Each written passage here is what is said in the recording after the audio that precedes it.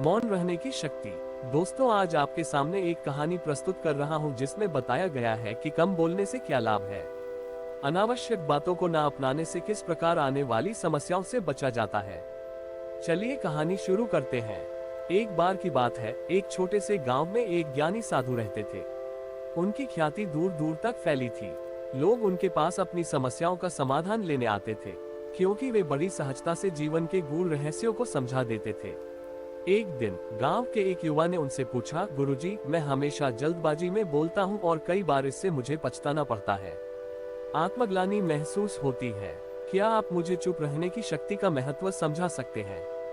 साधु ने मुस्कुराते हुए कहा, बिल्कुल, पर मैं तुम्हें इसका महत्व एक कहानी के माध्यम से समझाऊंगा।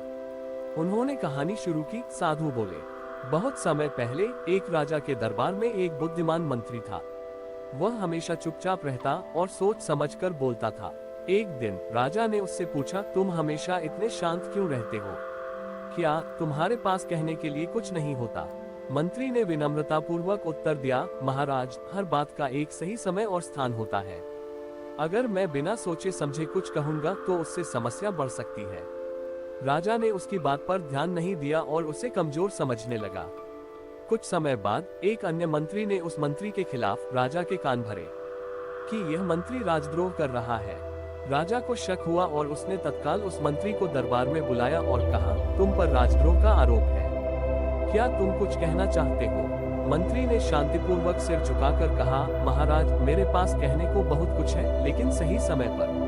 अगर आप मुझे कुछ समय देंगे तो मैं सच को स्पष्ट कर सकूंगा। राजा ने उसे समय दिया और वह मंत्री उस षड्यंत्रकारी की पहचान करने में सफल रहा और कुछ ही दिनों बाद असली षड्यंत्रकारी पकड़ा गया।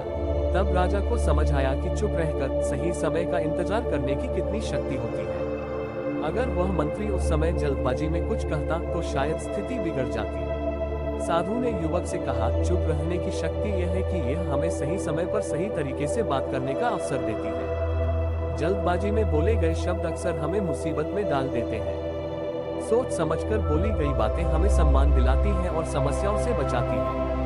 युवक ने इस बात को समझा और वादा किया कि वह आगे से सोच समझकर ही बोलेगा। दोस्तों, कहानी को पूरा सुनने के लिए धन्यवाद। अगर आप इस चैनल पर नए हैं तो वीडियो को लाइक करें और चैनल को सब्सक्राइब करें। मिलते हैं एक और वीडियो में, तब तक के लिए।